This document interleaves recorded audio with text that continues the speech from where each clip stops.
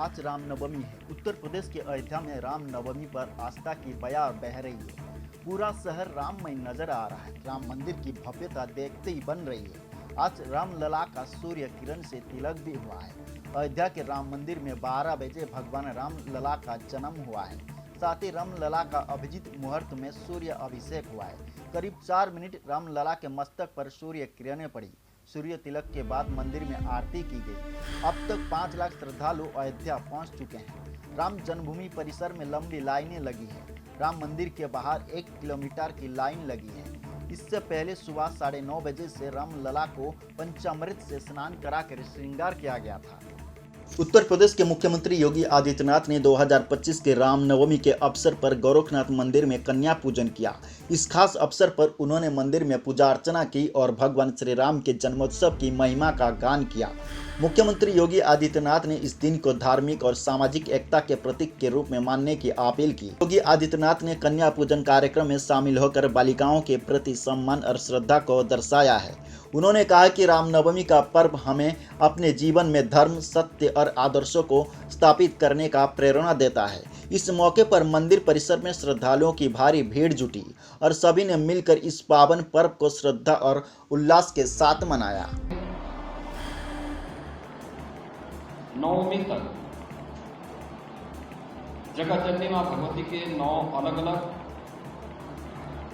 स्वरूपों की पूजा सनातन धर्मावलंबी करता है और आज कन्या पूजन के साथ वासंतीय नवरात्रि का एक कार्यक्रम अब समारोह की ओर जा रहा है। ये मेरा सौभाग्य है कि मैंने अभी देवी स्वरूपा कन्याओं के पूजन का कार्यक्रम अभी यहां पर संपन्न किया है। वे सभी प्रसाद पा रही हैं। भारत की सनातन धर्म की समृद्ध परंपरा में मातृशक्ति के प्रति श्रद्धा और सम्मान का भाव कितना प्रगाढ़ है, उसका यह उत्कृष्ट रूप हम सबको वासंतीय नवरात्रि और शारदीय नवरात्रि के रूप में देखने को मिलता है, जिसकी शुक्ल पक्ष की प्रथम 9 तिथियों में जगत जननी मां भगवती के अलग अलग स्वरूपों की पूजा करके प्रत्येक सनातन धर्मावलंबी मातृशक्ति के प्रति अपनी श्रद्धा भाव को व्यक्त करता है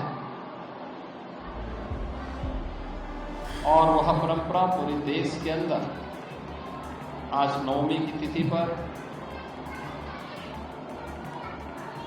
बालिकाओं के सम्मान, उनके प्रति श्रद्धा भाव और उनके पूजन का कार्यक्रम हर सनातन धर्मावलंबी के घर में देखने को मिल रहा होगा और बड़ी श्रद्धा भाव के साथ लोग इस कार्यक्रम के साथ जुड़ रहे हैं। यह पवित्र भाव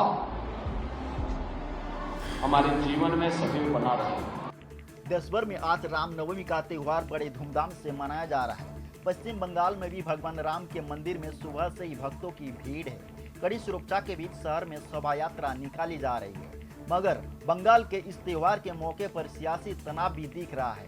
ऐसे में सबसे बड़े सवाल ये है कि जिन मर्यादा पुरुषोत्तम भगवान राम के नाम पर आज रामनवमी मनाई जा रही है, उनके नाम पर बंगाल में हिंसा की बात क्यों हो रही है? बंगाल में रामनवमी के तमाम धार्मिक संगठनों ने शोभा यात्रा निकालने की ऐलान किया है, तो पुलिस ने भी कड़े बंदोबस्त किए हैं। बंगाल में त्योहार से पहले ही अलर्ट जारी हो चुका है। सड़कों पर पुलिस तैनात है। चप्पे चप्पे पर ड्रोन से निगरानी हो रही है। हर जगह पुलिस का पहरा है। 29 IPS अफसरों की स्पेशल ड्यूटी लगाई गई है। कलकत्ता में 5000 पुलिसकर्मी तैनात की गई है। ID कार्ड तक देना पड़ रहा है। 500 से ज्यादा लोगों को इजाजत नहीं है।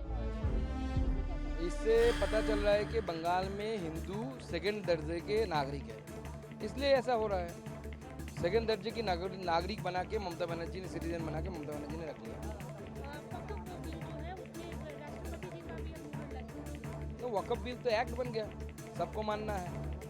जो जिनको मानना नहीं है तो इनको कोई दूसरा देश ढूंढे, क्योंकि भारत की जब लोकसभा राज्यसभा किसी चीज़ को पास करती है तो एक्ट बन जाती है। आप भारत में रहेंगे तो भारत का एक्ट नहीं मानेंगे, ऐसा तो नहीं चलेगा।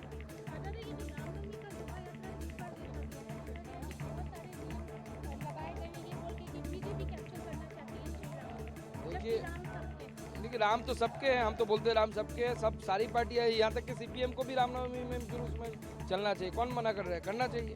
तृणमूल भी करे, कौन मना कर रहा है?